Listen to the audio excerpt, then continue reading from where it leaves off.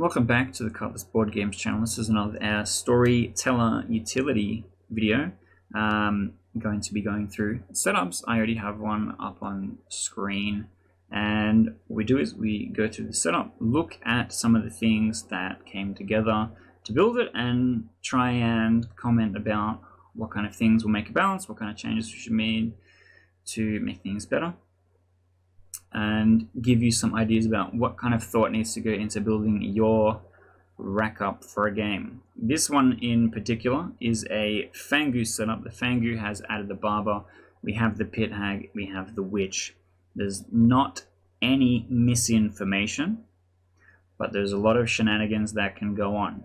So let's get started. We've got the Barber, we've got the Mathematician that on the first night will get a 0. Guaranteed will get a 0.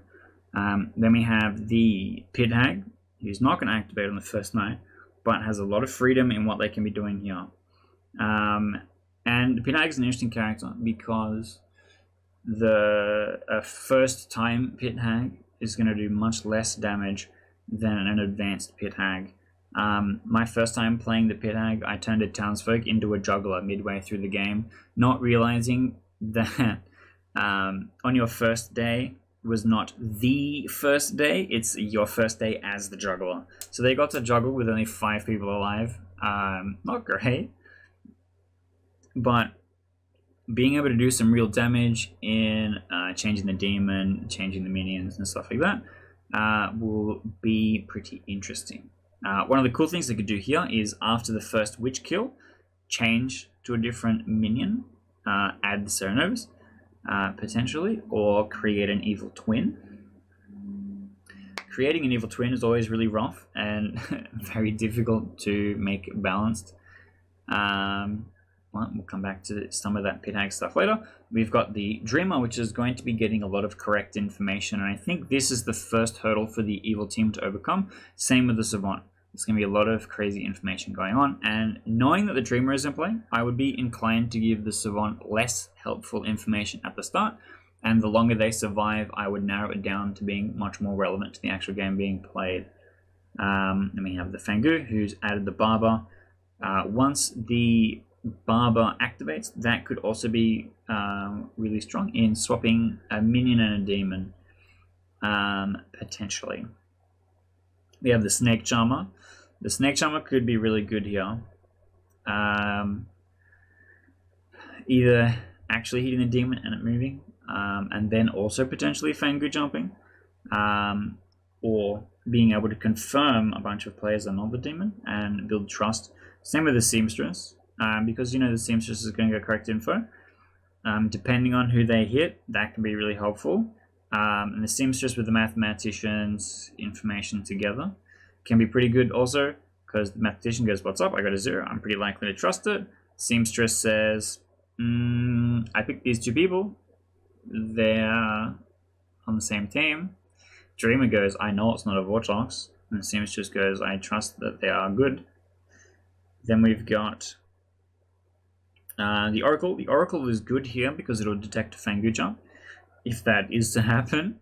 If the Fangu changes the demon, that's less likely. However, if the Fangu is changed into a different demon from the Pit Hag, deaths become arbitrary. You could kill an evil player as a cost for this. You are not supposed to leave 2 demons alive at the same time. So having a dead demon, if like a minion is turned into be a demon, you would have a dead demon. The Oracle would go, sick, I just learned something important. We have the Witch, which can only activate so many times because its ability turns off on the final couple of days. And so the Pit Hag waiting for the Witch to get 1 or 2 kills and then turning into something else could be a pretty good strategy, especially if the Fangu has jumped. So if the evil minions see the Fangu jump, like that could be a pretty good choice to turn the Witch into a demon. Because then that basically creates a second jump, and it makes it harder for the Snake Charmer to potentially hit someone if they've already checked the Witch. Or they could just start creating a whole bunch of outsiders, the Pit Hag. because if they create a bunch of outsiders, then the Fangu has way more targets that it could potentially jump to, making sure that that first jump will happen, and turning off some info abilities. One of the things that you have to be worried about with the Pit Hag is similar to in Trouble Brewing. If one of the info characters are removed in some way, does that mean that the good team can't actually solve the game? And one of the ways to look at that is if the Oracle is the only good player getting information, can you find the demon? Probably not. If the Mathematician is the only townsfolk getting information, can you find the demon? Also, probably not. If the Snake Charmer is unpoisoned for the entire game, could you find the demon? Actually, yes, you probably could find the demon, because it will narrow down a certain number of people, assuming there's no jump. So there's a few things there. The Dreamer always getting good information is going to be tough. If the Dreamer picks the Pit Hag on the first day, you as the storyteller have to pick something that you have to show them as the good player option. In this scenario, I would probably show Mutant, so that any bluff that the Pit Hag gives to the Dreamer doesn't immediately give it away. Because then the Dreamer goes, okay, that's fine, you probably are the mutant, but you don't want to be mad that you're an outsider, so you claiming any townsfolk is fine. And the Fangu will have bluffs that you could pick from one of the three to potentially guess. And so it's pretty common for Dreamers to hit their neighbors, so for the Dreamer to get a good snipe on an evil play, it could be pretty disastrous. And then backing it up with the Mathematician saying there's no misinfo. The Dreamer might believe that there's misinfo if they've been told a bluff and the character has not bluffed as that thing, which would be interesting. But the Dreamer seeing Pit Hag Mutant, the Dreamer goes, oh, it might be a Fangu game, and that could be something that you're giving away as information. So you have to be careful with the outside account in S&V when it comes to giving information, because the outside account can both be increased or decreased. So a good piece of Savant information is the outside account has changed rather than specifically increased or decreased, because they know that it could be either the Vigor Mortis or the Fangu with that piece of information, if that is the true information. In this setup in particular, there's a few interesting pieces that you could do with the Savant information. One of the best ones would be a character has changed. Notifying the Savant that a Pit Hag is activated in that way, the Fangu has jumped in that way, or the Snake Charmer has jumped in that way. If the Savant gets a piece of information that a character has changed, and the Fangu comes out and goes, what's up, I've been Snake Charmed, these are my minions, that's pretty scary.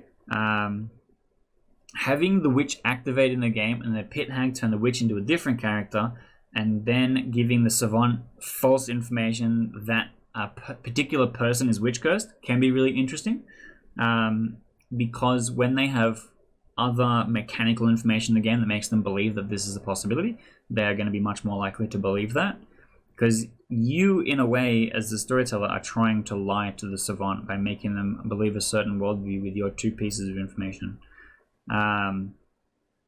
You could tell them not to trust a particular player, which could be really funny. Like if you told them not to trust the Snake Charmer, that could make sense if the Snake Charmer becomes the Fangu.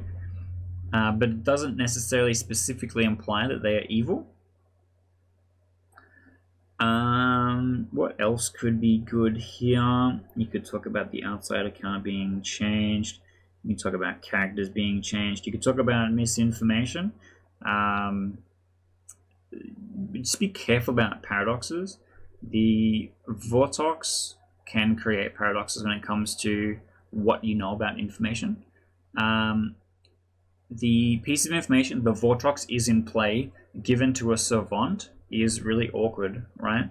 Because the Vortox being in play says that all the Savant information is false.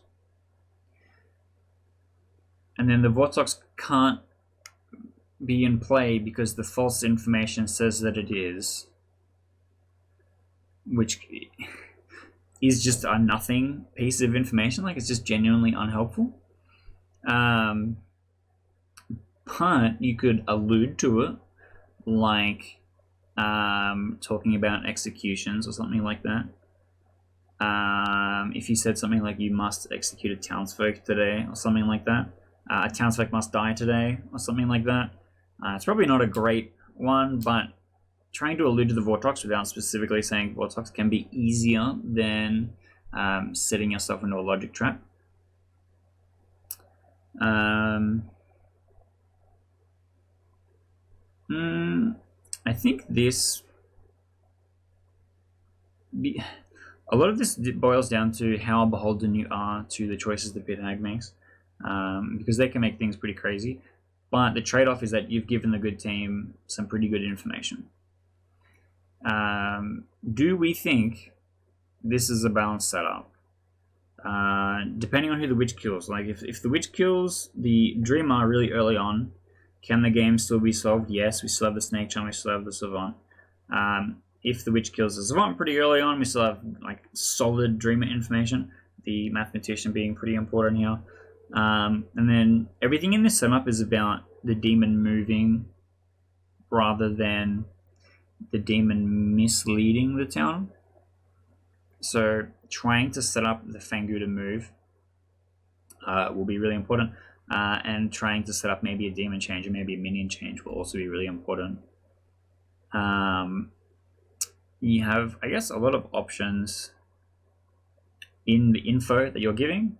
The Dreamer being the most interesting one, because the second thing that you're showing, because there is no misinformation, you have to pick the right category for it, and then able to try and make sure the game is balanced. You're not giving way too much information, because the Savant and the Dreamer works in that same way, where you have to go, okay, here's the one good piece of information, right, where it must be correct, and the Dreamer points at someone and you go, okay, here's the truth part. But then the false part is how you will balance that ability, right? If the Dreamer targets the Fangu, you have to show Fangu, but the good token that you have to show should be one of their blasts. Should be realistic within the game view, right? And then when it comes to selecting townsfolk, the evil option, like if no one's claimed evil twins, you can't show, like if the Dreamer picks the Mathematician, you can't go, this is the Mathematician or the evil twin. Like that's just free correct information. There's no deciphering there. There's no gameplay to happen and then figuring out what you're trying to tell them. So you must try and make the information as believable as possible. Same with the Savant, like both the true and the false bit have to be both relatively possible to be true, so that the Savant does actually get to go, okay, with these pieces of information, how does this fit with what we think has happened? And then that is how they solve the game. But I'm curious what you thought. Do you think this is a balanced setup? Do you think either team has an inherent advantage? Do you see a crazy play that could potentially swing the game in the evil team's favor? Let me know, and if you have any rack-ups that you want me to have a look at, suggestions for stuff that you want to maybe learn about, let me know, because the whole point of this video series is to help storytellers get a bit of an idea of things they should be thinking of when it comes to building up a setup.